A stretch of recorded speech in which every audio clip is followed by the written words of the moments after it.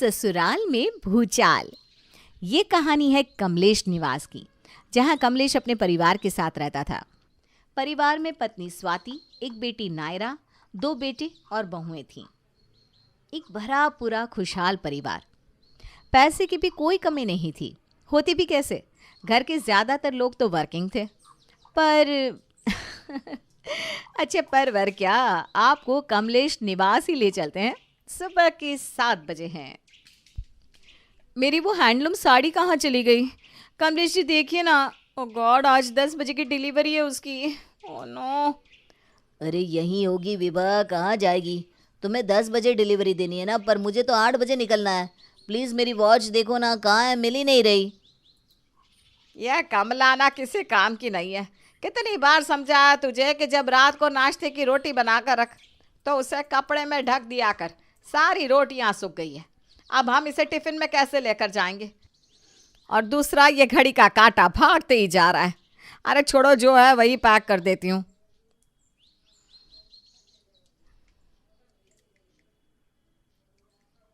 जिंदगी की इतनी भाग दौड़ के बाद एक आपके हाथ की चाय ही तो है जो जिंदगी को सुकून देती है स्वाति जी। चलिए चाय ख़त्म कीजिए, मैं तब तक गर्म पानी की बाल्टी और तौलिया बाथरूम में रख देती हूँ। स्वाति उठकर बाथरूम की तरफ जा रही थी कि नायरा बैग लेकर हड़बड़ी में कमरे से निकलती है। उसे हड़बड़ी में बाहर जाता देखकर स्वाति पूछती है, 10 बजे उठने वाली आज 7 बजे कैसे उठ गई? और इतनी हड़बड़ी में कहाँ जा रही है तू? देरी हो रही है मम्मी, आकर बताती हूँ। Love you, bye bye. ये थी कमलेश निवास की एक आम सुबह, जहाँ सुबह सुबह सब हड़बड़ी में उठते और अपने अपने काम पर निकल पड़ते। कितनी बार तो एक भाई को दूसरे भाई का चेहरा देखे हुए भी कई दिन बीत जाते थे, पर काम के चक्कर में किसी और बात का पता भी कहाँ चलता है। काम भी तो ज़रूरी है। पूरा दिन ऑफिस में बिताकर 7-8 बजे सभी एक एक कर कर वापस घर लौटते हैं। मम्मी खाना। हाँ बेटा, ला रही हूँ। अरे कमला, जल्दी जल्दी हाथ चलाना, बेचारा वो भूखा है। पूरे दिन में एक टाइम ही तो गरम खाना नसीब होता है बेचारे को। आप लोग तो लगता है कि 2000 रुपये में मेरे कलेजे से प्राण ही निकाल लेंगे। एक टाइम का बोलकर 3 टाइम का एक ही वक्त में खाना बनवा लेते, ऊपर से नाश्ते की रोटियां बनवाते सो अलग। अब ऐसे और पुसाई नहीं होता माँ जी, मेरे पैसे बढ़ाइए। कमला की बात सुनकर स्वाति अपनी बड़ी बहू विभा के कमरे में जाती है, जहां विभा कपड़े बनाने में पहले ही बिजी थी और उसकी खाने की थाली जो कि त्यों बिस्तर पर पड़ी हुई थी। ये कमला तो अब जान खाने लगी है विभा, पैसे बढ़ाने को कह रही है। तो बढ़ा दीजिए मम्मी जी, या फिर आपको जो भी सही लगे। ये मेरे न्यू लेंसेज कहाँ रख दिए मैंने? वो रहा है मम्मी जी, आपके पीछे के ड्रॉर में। लेंसेज पकड़वाइए तो। ये था कमलेश निवास के रोज़ का माहौल। रात को यूँ तो सभी घर पर ही होते हैं, पर कोई खाना हॉल में खा रहा होता है, तो कोई लिविंग रूम में टीवी चलाकर, कोई अपने कमरे में, तो कोई बाहर ही खाकर आता है। और कुछ इसी तरह से सालों से कमलेश निवास में चीज़ें हो रही थी। पर अब जो होने वाला था ये तो किसी ने भी सोचा ना था। अगली सुबह दोपहर के 1 बजे अचानक हड़बड़ाती हुई श्वेता अपने घर आती है। मम्मी जी आपने, ओ गॉड, आपने वो मेरी सोने की चेन देखी है क्या? शिट, कहाँ चली गई? वो तो प्लेटिनम की थी मम्मी जी, उस पर सोने की पॉलिश की हुई है। 2 लाख रुपए से कम की चेन नहीं थी। पूरा ऑफिस छान मारा मैंने, वहाँ भी नहीं है। ज़रूर यहीं कहीं गिरी होगी। घर पर है तो मिल जाएगी बेटा, इतना घबरा मत। क्या करूँ मैं, इनको फ़ोन करती हूँ। श्वेता विवेक को फ़ोन करती है। हेलो प्लीज़, आप कैसे भी ऑफिस से लीव लेकर घर पर आइए, बहुत बड़ा भूचाल आ गया है। इसके बाद श्वेता फौरन अपने ससुर को फ़ोन लगाने लगती है। पापा जी, पापा जी। अरे तू रो क्यों रही है बहू, सब ठीक तो है ना? कुछ मत पूछिए पापा जी, बस घर पर आ जाइए और नायरा कॉलेज में होगी, उसे भी लेते आइए। एक एक करके श्वेता सभी को फ़ोन कर देती है, यहाँ तक कि अपने जेठ और जेठानी को भी फ़ोन करके घर पर बुला लेती है। और कुछ ही देर में भागते हुए सब घर पहुँचते हैं। क्या हुआ बहू, तू फोन पर रो क्यों रही थी? सब ठीक तो है ना भाभी? कुछ ठीक नहीं है, इसकी 2 लाख की सोने की चेन खो गई है। क्या? 2 लाख की चेन? ये कौन सी चेन थी श्वेता, मुझे पता भी नहीं। चलो सब मिलकर ढूंढते हैं, मिल जाएगी। पूरा घर मिलकर श्वेता की खोई हुई उस चेन को ढूंढने में लग जाता है और इस बीच श्वेता साइड से किचन में चली जाती है। आधे घंटे बाद श्वेता किचन से बाहर आती है और सोफे पर पैर चढ़ाकर बैठकर अपने पति से कहती है, विवेक जी, टीवी के नीचे वाले ड्रॉअर में देखिए तो, शायद वहाँ रखी थी मैंने चेन।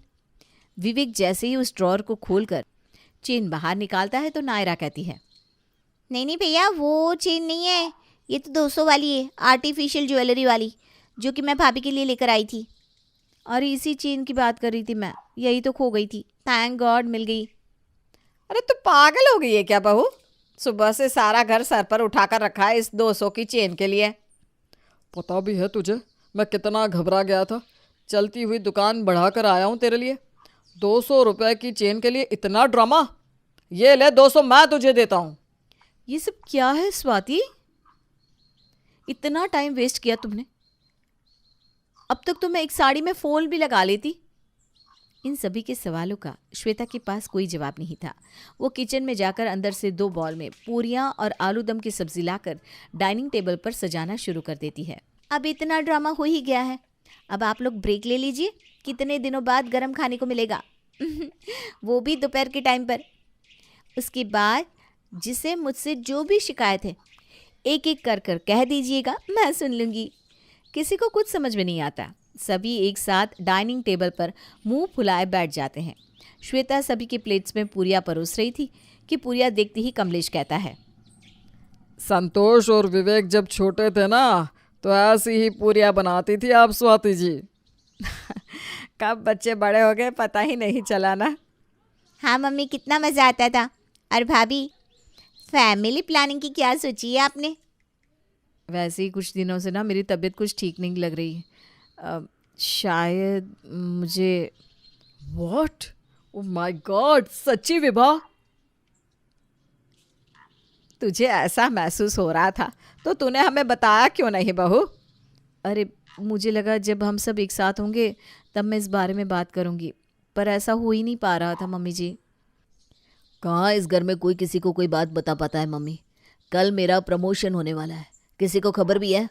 सब अपनी लाइफ में इतने बिजी हो गए हैं कि घर वालों के साथ खुशियाँ बांटने का वक्त ही नहीं मिल रहा किसी को। अरे वाह वाह वाह, एक साथ 2 खुशियाँ। और शायद कोई ये भी भूल गया है कि नायरा की उम्र हो रही है, उसके लिए लड़का भी देखना है। लड़का तो मैंने देख रखा है। तू तो छुपी रुस्तम निकली चुटकी। और इस तरह कई दिनों के बाद कमलेश निवास के लोग एक साथ एक दूसरे के साथ बातें कर रहे थे, उनके जीवन में हो रही चीज़ों को जान रहे थे। ऐसा लग रहा था मानो एक घर में रहने के बाद भी कोई एक दूसरे के जीवन में हो रही चीज़ों के बारे में कुछ जानता ही नहीं था। आज इस परिवार में जो एक कमी थी वो भी पूरी होती दिख रही थी। तभी स्वाति कहती है, हो गया खाना, अब आप सब मुझे डांट सकते हैं। अरे नहीं नहीं बहू, तेरी भूल के कारण ही तो आज हम सब एक साथ बैठ पाए। वैसे मेरी कोई चेन खोई नहीं थी पापा जी, ये सब तो मैंने इसलिए किया था ताकि एक घर में होकर भी हम सब दूर हो चुके हैं, वो कुछ पल के लिए ही सही साथ तो आ पाए। और ये कुछ ही देर में हम सब का स्ट्रेस जो रिलीज़ हुआ है ना आप सबके चेहरे पर उसकी खुशी दिख रही है कि नहीं पापा जी? ये तो तूने बहुत अच्छा किया बहू। इस भाग दौड़ में हम इस खुशी को ही भूल रहे थे। मुझे तो लगता है कि एक वक्त तो हम सबको साथ में खाना खाना ही चाहिए। फिर तो dinner time with family final. Swati के लाए भूचाल का ऐसा जादू चलता है कि उसका पूरा ससुराल पहले से और भी करीब आ जाता है।